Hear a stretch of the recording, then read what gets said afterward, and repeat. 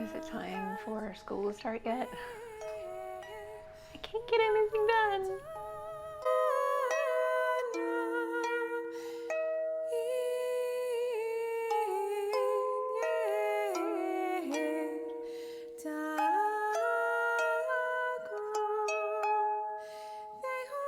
Hi there.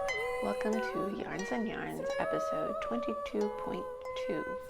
My name is Shay McIntosh Ford, and I live in Tulsa with my husband, our two boys, and our very spoiled little puppy. This is a show about yarns as in fibers and yarns as in stories. And today is all about the stories. I will review what I've read this week, then read a little snippet of my own work. Normally I would also go into the vlog of my week of writing, but it's not really a vlog this week. All books and anything that I can link to will be linked down below in the description box. Please leave a comment if you have any questions, any ideas for me. I would love to read them and respond. This week is not even a vlog because I barely got anything accomplished. I did finish reading, so that's going to be first on the agenda, is my review of Moon and the Mars by Kia Corcoran. As I said in the last episode, this was published last August and I absolutely loved it.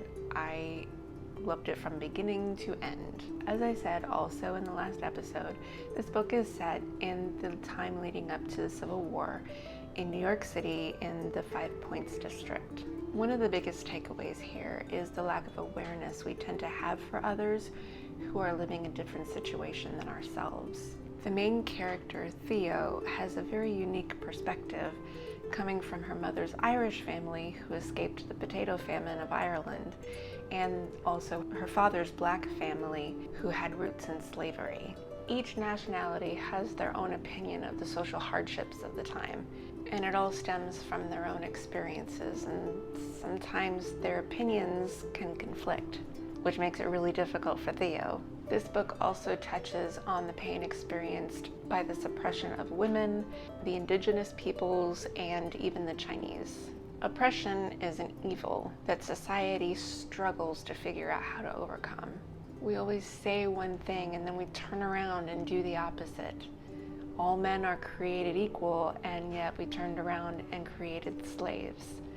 And then when the slaves were freed to Liberia, they turned around and did the same thing. During the draft riots, the Irish were waging war in the community because they were trying to avoid war. There's a lot of contradiction in the way people behave, and this book illustrates it perfectly. It really gets your wheels turning.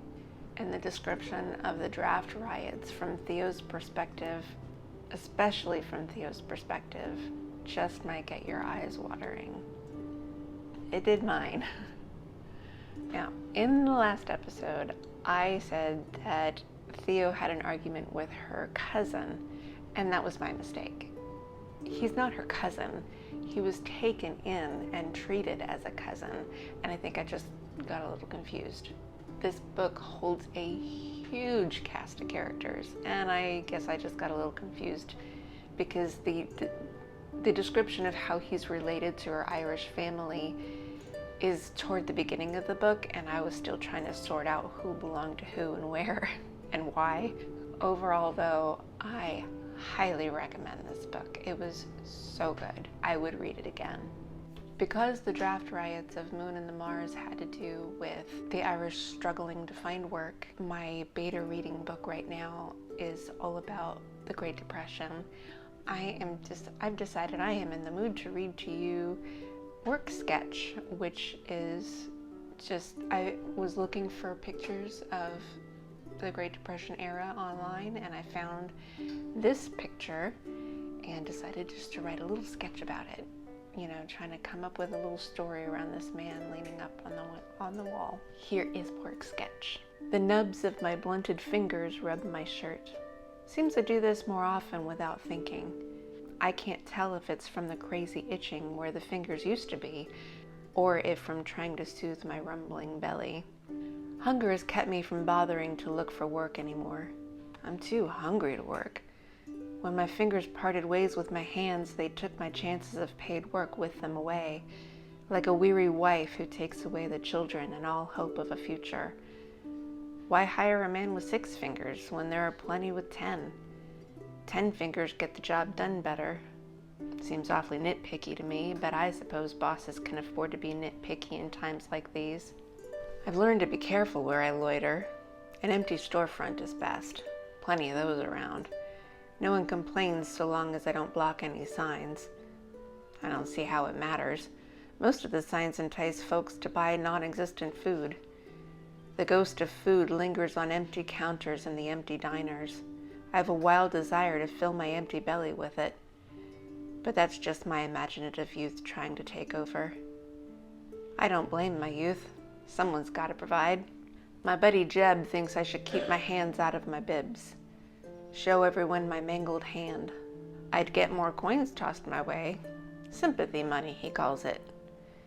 But every man has some shred of dignity that he won't let go of. It's bad enough to stand here waiting for a coin to fall on the walk. I won't even put my hat down in a silent plea for change. Besides, if a boss happened to be walking by, I would want him to think he's seeing a whole man in case he needs a worker. Begging is beneath me. Almost. So as I said, this is not a vlog. I'm recording this the day before it goes up, because very little writing stuff happened this week. It's Christmas break. The boys are not doing school. I mean, everybody's been home before when I did my writing, but the boys were doing school and Leo was working. But now everybody keeps coming into the kitchen for food. I'm trying to get the boys off the video games for part of the day. Get busy with just something else. Leo actually is still fixing the fence in the backyard because the wood was rotted the other day when it was windy and it blew down, so he's been working on that. And right now he's got one of the boys out there. I'm still trying to get the other one off the games. So very little writing happened. I think maybe 400 words, which is pitiful. I did 2,000 words a day during NaNoWriMo, but it's so hard when everyone's home and not busy. But the other problem I'm having is that I'm a little stuck. I'm in a part of the story where it feels like an and then story. And then they did this, and then they did that, and then they did this. And I think I just need to skip over that. I've been watching the 20 books to 50K videos from their last conference in Las Vegas. It's all on YouTube, and I'll link that below. And I watched I'll link specifically this one about getting unstuck. Part of, I don't think I'm really stuck. Like I'm like what she says, I'm just kind of like in a car stuck in the mud where you can get out, you just need to get out. Part of it is the situation with everyone home and not doing anything. The other part is this section that I'm writing, so I'm just gonna skip over it and move on. I'm also thinking about marketing this book and how to build an audience for it, because I don't have much of an audience. One of the big things is because I just need to write, I need a backlist, and so I just need to keep writing more books. But the other thing I've been doing is reading this one. Since I finished Moon and the Mars, I started this, and in the first section is about mindfulness as an author, and he, in the very beginning, talks about what he had wished he had told his younger self, and one of the points was write short fiction, start small, write small things so that people can read it and understand, okay, you're a pretty good writer, I'm looking forward to reading the rest of this stuff. So I was talking with my son, which is kind of cool because he doesn't read my stuff and he doesn't like historical fiction at all. He likes Star Wars. But bouncing a few ideas off of him, I decided what I need to do is write the short fiction around Ripple, who is sort of the sidekick in this story. So this is historical fantasy. It blends history with Cherokee mythology. And part of the Cherokee mythology is these moon-eyed people, which I believe I've said in a previous episode, they're like equated to like leprechauns. Like you never see them unless you're very lucky to see them. They kind of, either do things for you, or they play jokes on you, that sort of thing. They lived in caves because they did not like the sun. They did not go out in the sun. They didn't see very well. That's why they're called the Moonite people. They only came out at night. Other sources said they were albino, so I've made Ripple a little albino person. She's about 2 feet tall. So I think for my short fiction is I'm going to just write her backstory. She didn't grow up in the mountains of Georgia. She grew up in Oklahoma Territory because they were driven out even before the Cherokee were driven out. In my book, they live inside the root system of the oak tree in the dooryard. And so I'm going to write her backstory, what her childhood was like. But the thing is it's been a very long time since I've written like real short fiction. Like when I was a kid, I used to write short stories all the time. I was a kid, they were bad. I had no idea what plot points were, and I know I had them in there, but they were like what came intuitively to me. I am gonna have to do some research on writing short fiction so I can get like this series of Ripple stories going. Her name is Ripple because she causes trouble. Everything is smooth until Ripple shows up. That's the plan. And hopefully I'll start building a following because I don't have one right now. If you're watching this, if I have a following at this point, I don't have one right now. I'm hoping to tap into the algorithms by uploading regularly, which is why this is not a vlog, but I'm doing it anyway. It needs to get out there. I don't have a word count this week.